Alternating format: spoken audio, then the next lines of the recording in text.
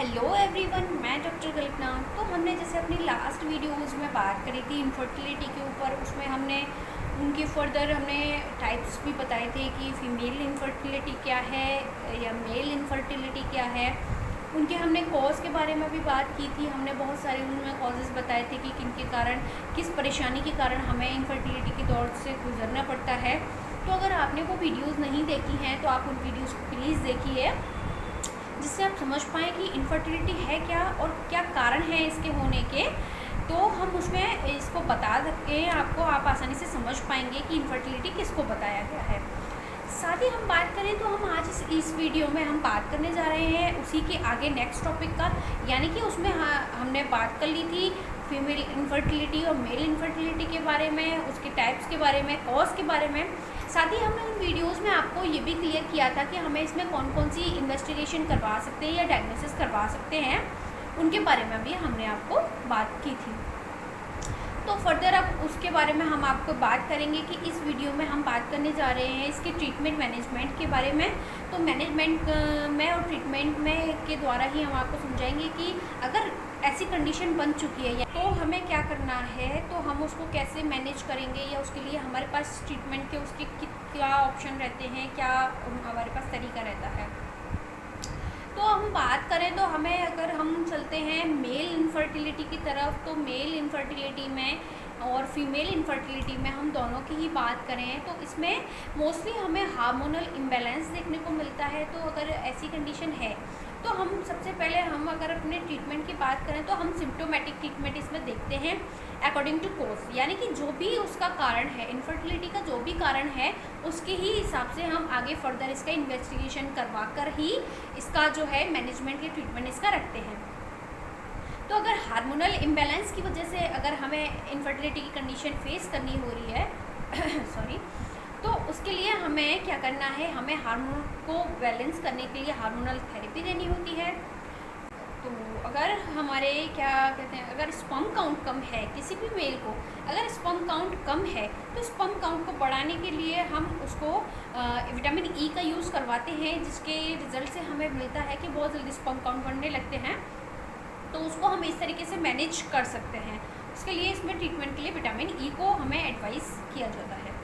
साथ ही हम अगर बात करें तो अगर हार्मोनल थेरेपी तो हम इसमें दिलवा ही सकते हैं, क्योंकि हार्मोनल इम्बैलेंस तो रहता ही है। साथ ही अगर स्पर्म काउंट के लिए जैसे हमने बता दिया आपको, विटामिन ई का यूज़ हम कर सकते हैं। साथ ही अगर हम बात करें तो इसमें कुछ हार्मोनल थेरेपी में हमने जैसे एंटी एस्ट्रोजन जो ड्रग होते हैं उनका यूज़ हम कर सकते हैं। इनमें बहुत सारी चीज़ें होती हैं। तो हम लगभग इन टॉपिक्स में आपको मॉडर्न साइंस के अकॉर्डिंग हम ये सारी चीज़ें जो है वो क्लियर कर रहे हैं। फर्दर अगर हमें मौका मिलेगा तो हम टाइम निकाल कर आपको आयुर्वेद के अकॉर्डिंग भी इसके टाइप्स के बारे में, इसके सिम्टम के बारे में, इसकी इन्वेस्टिगेशन के बारे में, साथ ही हम इसके मैनेजमेंट और इसका ट्रीटमेंट आयुर्वेद के अकॉर्डिंग कैसे कर सकते हैं उनके बारे में भी हम आपको फर्दर वीडियोज़ में बताएंगे। तो अगर हम बात करें तो मॉडर्न साइंस के अकॉर्डिंग ये थेरेपीज़ वगैरह हम लोग दे सकते हैं। एंटी एस्ट्रोजन, प्रोजेस्टेरोन कॉम्बिनेशन से हमें इसका यहाँ पे टेस्टेरोन वगैरह जो भी हमारा कॉज लगता है उसके हिसाब से हम इनका ड्रग ऑफ चॉइस करते हैं। साथ ही हम बात करें तो इसमें लो डोज ऑफ एस्ट्रोजन की हमें रखनी होती है, वो हम कॉम्बिनेशन के हिसाब से चूज़ करते हैं। एज़ पर फिजिशियन ही हमें कोई भी ड्रग सिलेक्शन हमें किया जाता है, करना भी चाहिए। तो इस थेरेपी के हिसाब से हम बात करें तो हम जो भी मेल के जो कारण हैं इनफर्टिलिटी के उसको मैनेज कर सकते हैं इस तरीके से। साथ ही हम उनको लाइफ स्टाइल सुधारने के लिए भी बोल सकते हैं। हम उनको बोल सकते हैं कि हेल्दी डाइट लीजिए आप, और अपना जो भी लाइफ स्टाइल है उनका ये डाइट रूटीन है या एक्सरसाइज, जिम वगैरह जो भी चीज़ हैं उनको मेंटेन करना चाहिए, और उनको स्मोकिंग एंड अल्कोहल अवॉइड करना चाहिए पूरी तरीके से। तो इस तरीके से अगर मैनेजमेंट करके चलते हैं, साथ ही अगर ट्रीटमेंट ले लेते हैं तो हमें इनफर्टिलिटी के भी फर्टाइल करने के लिए भी चांस मिलते हैं। साथ ही अगर हम बात करें अब कि हम फीमेल इनफर्टिलिटी में क्या हम देख सकते हैं, क्या कौन कौन से हम अपने जो है ट्रीटमेंट में ऐड कर सकते हैं, तो हम इसमें सबसे पहले जैसे हमने बताया उसमें भी मेल के लिए भी फीमेल के लिए भी, तो उसमें हम अकॉर्डिंग टू कॉज के हिसाब से ही हम बात करेंगे। अकॉर्डिंग टू कॉज ही हम इसमें जो है अपने लाइन ऑफ ट्रीटमेंट को चूज़ करते हैं, उसी के हिसाब से मैनेजमेंट करते हैं उसका। तो अगर हम बात करें तो जैसे हार्मोनल इम्बैलेंस है तो उसके लिए हमें हार्मोनल थेरेपी का यूज़ करना होता है। उसमें एस्ट्रोजन एंड एंटी प्रोजेस्टेरोन के हमें हार्मोन्स को यूज़ करते हैं हम। साथ ही हम बात करें तो अगर वहीं हमें देखा जाता है कि सिम्टोमेटिक ट्रीटमेंट ही हम करते हैं, जो भी इसके कारण मिलेंगे उसी के हिसाब से इसका ट्रीटमेंट हम कर सकते हैं।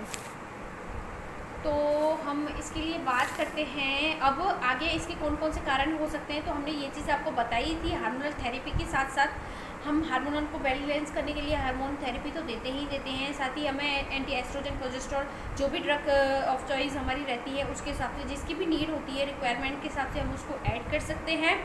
साथ ही अगर हमें ऐसी कोई कॉम्प्लिकेशन दिखती है, कोई भी ऑब्स्ट्रक्शन है या फेलोपियन ट्यूब में, यूट्रस में या ओवरी में कोई भी हमें कॉम्प्लिकेशन अगर नज़र आता है तो हम सर्जिकल प्रोसेस को भी चूज़ कर सकते हैं। वो एज अ फिजिशियन जो भी है गायनेकोलॉजिस्ट हमें सजेस्ट करती है। तो अब हम बात करेंगे कि हम सर्जिकल प्रोसेस में कौन कौन से प्रोसेस को हम चूज़ कर सकते हैं। तो इसमें कंडीशन बनती है, कंडीशन के हिसाब से ही हमें इसमें चूज़ करनी पड़ती है, उसी के हिसाब से हम इसका ट्रीटमेंट लेते हैं। सर्जिकल प्रोसेस के लिए भी उसमें हमें कंडीशन के अकॉर्डिंग ही चूज़ करना होता है।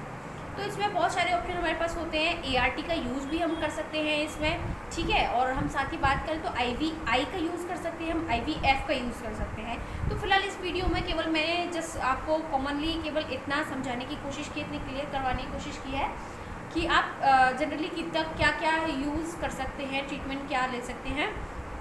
साथ ही मैं मदर को भी यही एडवाइस करूँगी कि आप जनरल में जो मैनेजमेंट है उसमें आप ये भी अवॉइड कीजिए, स्मोकिंग एंड अल्कोहल अवॉइड कीजिए, अपनी लाइफ स्टाइल को सुधारिए, इकोनॉमिक कंडीशन जो है उसको सुधारिए और साथ ही अपना डाइट प्लान और अपना एक्सरसाइज प्लान ये रूटीन में रखिए। अपनी जो डेली रूटीन है उसको बेहतर कीजिए। तो इसके कारण भी हमें इनफर्टिलिटी के जो चांसेस हैं वो बहुत कम हो जाते हैं और उसको हम प्रॉपर योगा आसन वगैरह से भी हम उसको ट्रीट कर सकते हैं। तो इनके लिए भी मैं फ़र्दर वीडियो बनाऊंगी और साथ ही मैं ये जो मैंने सर्जिकल प्रोसेस बताए हैं ART, IVF और IVI, इनके ऊपर भी मैं फ़र्दर वीडियो बनाऊंगी जिसके द्वारा मैं आपको समझाऊंगी कि पर्टिकुलर इन प्रोसेस में क्या क्या होता है, क्या क्या कंडीशन के द्वारा हमें निकला जाता है, कौन कौन सी कंडीशन में कौन कौन से जो प्रोसेस हैं वो यूज़ होते हैं। साथ ही इनके इंडिकेशन, कॉन्ट्रा इंडिकेशन क्या है, इसको किस तरीके से करवाया जाता है, ये सारी चीज़ों के बारे में मैं बात करूँगी, ठीक है। तो अगर आपको ये वीडियो कोई भी समझ आई हो, अच्छी लगी हो तो इसको प्लीज़ शेयर कीजिए ज़्यादा से ज़्यादा मात्रा में, जिससे बहुत सारे लोग इसको देख सकें। साथ ही आपको अगर कोई भी डाउट हो, कोई चीज़ नहीं समझ में आई हो तो आप हमें कमेंट कर सकती हैं, हम उनका रिप्लाई करेंगे। वीडियो देखने के लिए बहुत बहुत धन्यवाद।